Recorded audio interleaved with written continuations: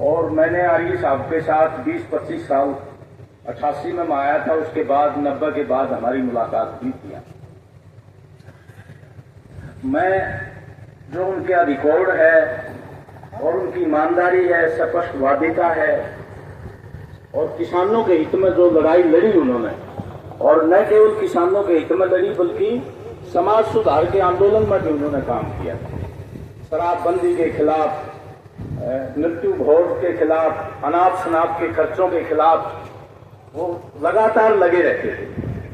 और मैं ये कहूंगा कि 2 किसान नेता हमारे जिले में हुए, हिसार जिला और भिवानी जिला एक ही था, पंडित नेकीराम शर्मा और चौधरी लाजपत राय।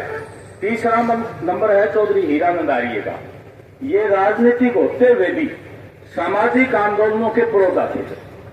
सबसे पहले यहाँ 1981 में आंदोलन शुरू हुआ बिजली का, हमारे महावीर पलटिया जी शहीद हुए।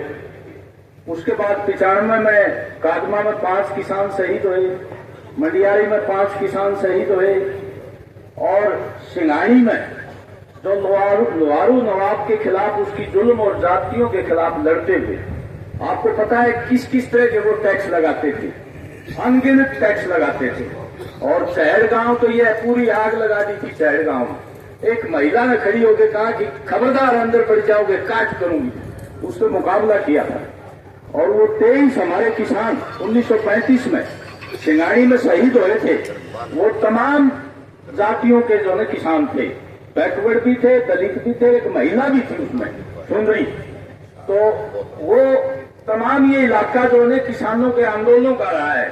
नवाब के बाद हरियाणा में जो सरकारें बनी, बिजली के जो अनाप शनाप के रेट बढ़ाए, जो ट्यूबलों इस एरिया में बिजली आने के बाद ट्यूबल शुरू हुए, तो उसके खिलाफ बड़ी भारी लड़ाइयां थी किसानों की।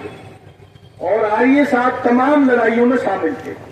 1981 में भी 1 लाख लोगों की रैली हुई थी भिवानी में, और कादमा में भी, बल्कि मंडियारी में मैं गवाह हूं। रात को उनको सुबह ही गिरफ्तार कर लिया था।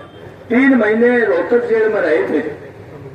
और इस इलाके में स्लैब प्रणाली और चौधरी देवीलाल ने एक बार फिक्स्ड रेट किया था, फ्लैट रेट, उसको लागू करवाने में और स्लैब प्रणाली लागू करवाने में चौधरी हीरानंद आर्य का पहला स्थान है।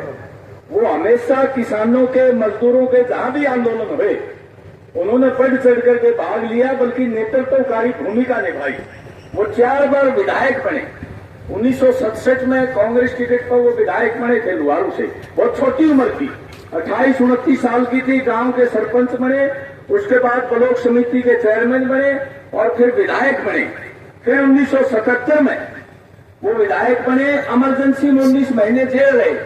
ये वीरमती जी बताती है, छोटे छोटे बच्चे थे इनकी बेटी सुनीता सबसे बड़ी है, और फिर विजेता, और फिर विनीता, बेटा संदीप सबसे छोटा है, जो एनडीए पास करके नेवी में अफसर बन के पहले ही रिटायरमेंट ले ली। ये छोटे छोटे बच्चे थे। विजेता को गोद में लेके अम्बाला जेल में मिलने जाती थी। उस समय सबको ये पता था भाई बेरा खोली कब छोड़े जाएंगे, मतलब इतना भय था। लेकिन आर्य साहब हमेशा जब ये जाती थी तो इनको कहते थे हौसला रखना, और ये इमरजेंसी खत्म होगी, लोकतंत्र बहाल होगा, ये हमेशा वो आश्वासन देते थे। तो इसलिए वो 77 में विधायक रहे और 77 में शिक्षा मंत्री का पद उनको मिला था। शिक्षा मंत्री रहते हुए अनेक स्कूल उन्होंने खोले इलाके में, बाहर भी खोले पूरे हरियाणा में, और कच्चे अध्यापकों को पक्का करवाने में, क्योंकि यूनियन को भी वो सहयोग करते थे, पक्का करवाने में उनका बहुत बड़ा रोल था। थोड़े दिन वो श्रम मंत्री भी रहे, और श्रम मंत्री रहते हुए बात हमारे सामने आई कि जिंदल की फैक्ट्री में हड़ताल चल रही थी। तो चौधरी हीरानंद आर्य श्रम मंत्री थे, तो उन्होंने कहा भाई मजदूर नेता, मजदूर यूनियन और मालिक बैठ के बात करो, पुलिस का दखल नहीं होगा, पुलिस का दखल नहीं होगा। तो एक हमारे EMS नमूदरी पास बहुत बड़े नेता थे CPIM के, उन्होंने कहा भाई हरियाणा में श्रम मंत्री कौन है, ये तो ज्यादा दिन नहीं टिकेगा। तो चौधरी देवीलाल ने बुला के कहा आर्य साहब ये तो ठीक नहीं है, ये तो मजदूर मानने ही कोनी से इस तरह आपने छूट दे दी। बोले जी मैं तो मंत्री रहूंगा तो ये बातचीत करके सुलझाए, पुलिस का दखल नहीं होगा। पहला मंत्री है हरियाणा में जिसने पुलिस का दखल नहीं देने दिया, और थोड़े दिन के बाद चौधरी देवीलाल ने कहा भाई ये मंत्रालय तो छोड़ दी।